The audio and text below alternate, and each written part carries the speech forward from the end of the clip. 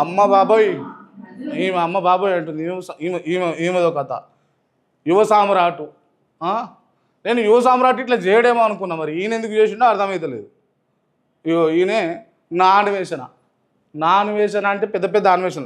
Sir నేను అన్వేషణను ఒకటే మాట చెప్తున్నాను. ఓకే, మీరు బెట్టింగ్ యాప్ వ్యవహారాలలో మీరు సక్సెడ్ అవుతా ఉన్నారు. వాళ్ళని ఎవరైతే ఉన్నారో ఈ బెట్టింగ్ యాప్స్ని ప్రమోట్ చేసి వాళ్ళు డబ్బులు వసూలు చేసి ఇలా రక్తపు కూడుతోటి వాళ్ళు బతుకుతున్నారో వాళ్ళ మీద మాట్లాడుతున్నారు. నేను కూడా చూసిన 2-3 వీడియోలు మంచిగా అనిపించింది నాకు. అరే ఒకడు తీసుకున్నాడు, లైన్ తీసుకున్నాడు, ఒకడు మాట్లాడుతున్నాడు అనిపించింది. బట్ వాస్తవికంగా మీరు ఇక్కడ డబ్బులు తీసుకురని నేను అంటలేను,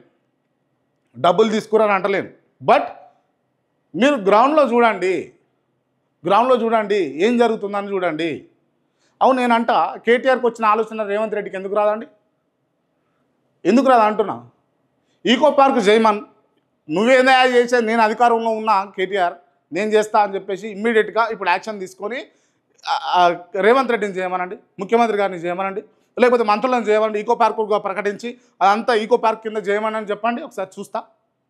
లేదు. ఎందుకు లేదు అని అంటే మింగాలే ఆకలి ఉన్నారండి.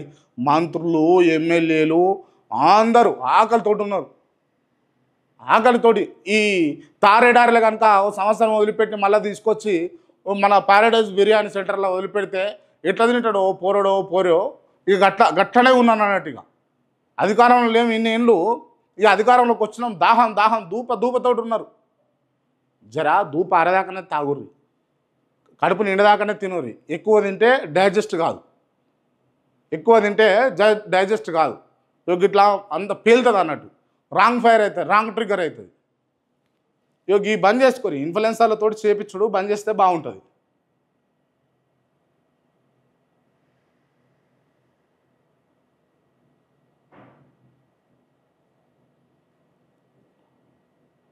రేవంత్ రెడ్డి దేశ సిద్ధిరమ్మ జీవితం అన్న ఏంది.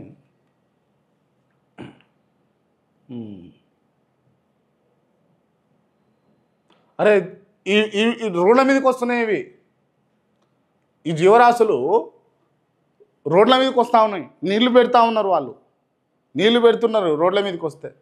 అడవిలో ఉండాల్సిన మనుషులేమో, అడవిలో ఉండాల్సిన జంతువులేమో రోడ్ల మీదకి వస్తున్నాయి. రోడ్ల మీద బతికేటోళ్ళు, జనజీవన సేవంతిలో ఉండేటోళ్ళు ఏమో అడవులల్లో పోయే పరిస్థితి తీసుకురాకండి. అర్థమయ్యేటోళ్ళకి అర్థమవుతుంది నేను అన్న మాట. అడవులలో ఉన్న జంతువులను మీరు ఎప్పుడైతే రోడ్ల మీదకి తెచ్చే ప్రయత్నాలు చేస్తున్నారో, రోడ్ల మీద జనజీవన స్రవంతిలో ఉన్న వాళ్ళను మళ్ళీ అడవుల బాట పట్టియకండి. క్లియర్ స్టేట్మెంట్ ఇది.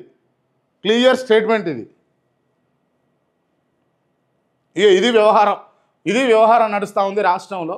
దయచేసి ఈ ఇన్ఫ్లుయెన్సర్ను నమ్మకండి సార్, నేను ఒకటే చెప్తా.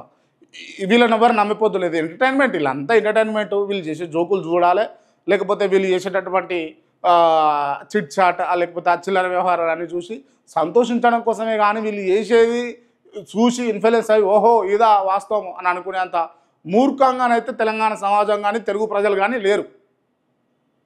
అర్థమవుతుందా? ఇన్ఫ్లుయెన్సర్లను నమ్మకండి. ఇన్ఫ్లుయెన్సర్ల వల్ల ఏమీ కాదు. గతంలో కేసీఆర్ కూడా నమ్మిండు. వాళ్ళను వీళ్ళను అందరి ఏంది అది పాట ఉండేది, గులాబీల జెండలే రామకాన్ అని. ఇన్ఫ్లుయెన్సర్లు అన్ఫిట్ ఫర్ ఇన్ఫ్లుయెన్స్ పీపుల్, పబ్లిక్ని ఇన్ఫ్లుయెన్స్ చేయడం విషయంలో